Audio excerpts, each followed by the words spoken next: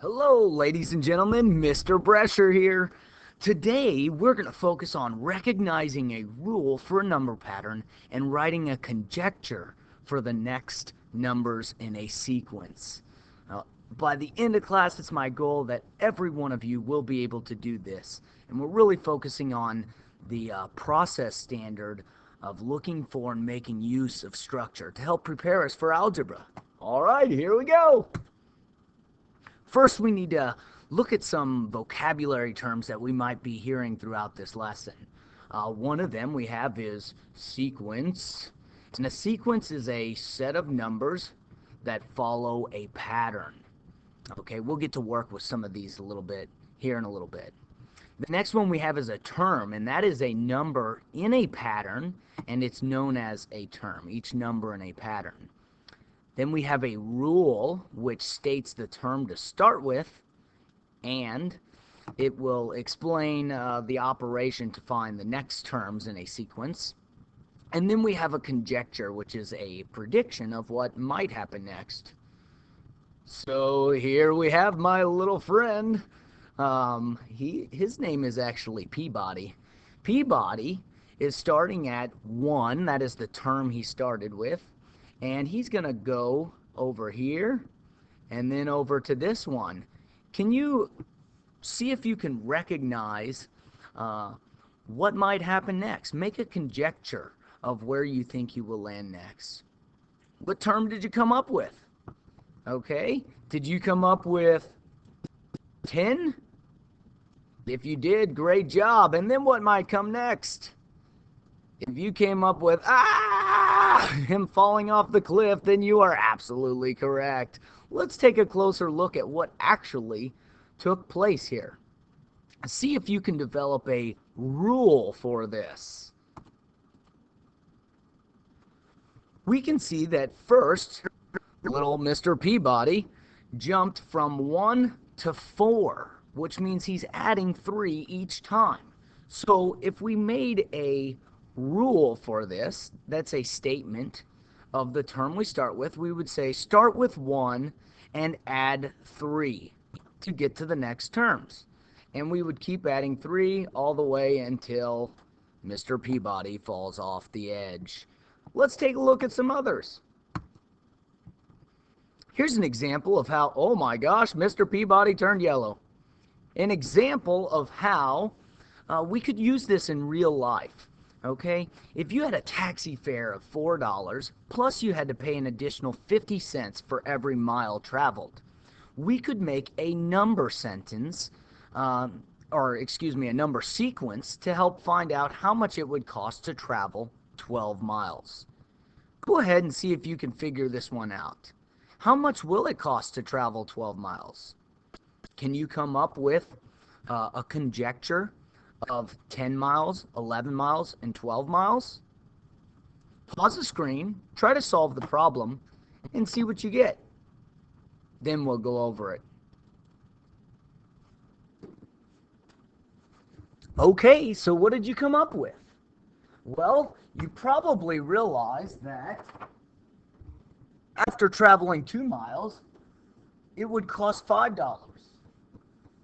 And at 4 miles, it would cost $6, $7, $8, $9, and $10. So to travel 12 miles would cost a total of $12. All right, moving on.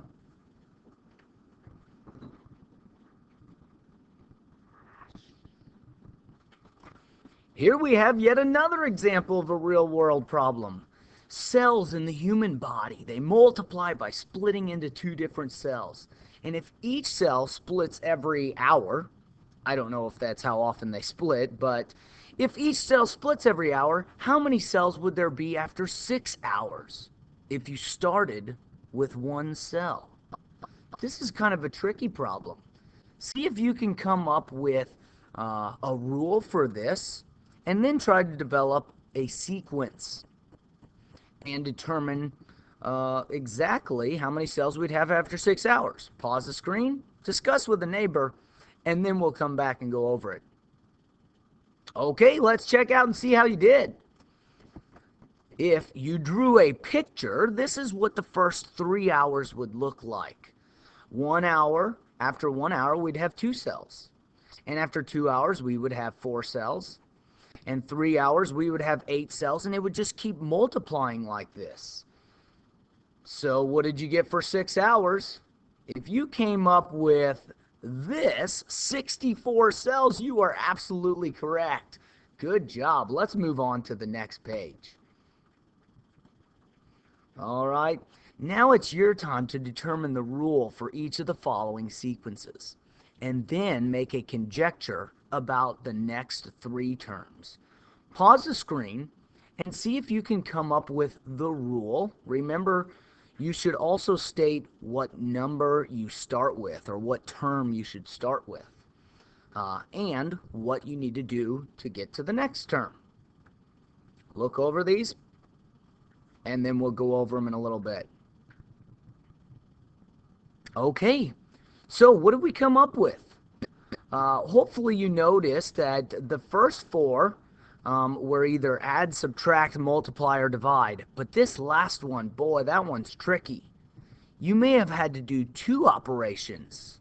Take a little bit more time if you haven't solved this one yet, and discuss what you might have to do, what 2 operations you may have to do to solve this one. Okay, let's check over your answers. If these were the answers you came up with, again, you would mention the term that you start with. So for the first one, start with 109 and subtract 9 to get to the next term. On the second one, start with 22 and 1/10 and add 1 and 5/10 to get to the next term. Did you notice any type of pattern here?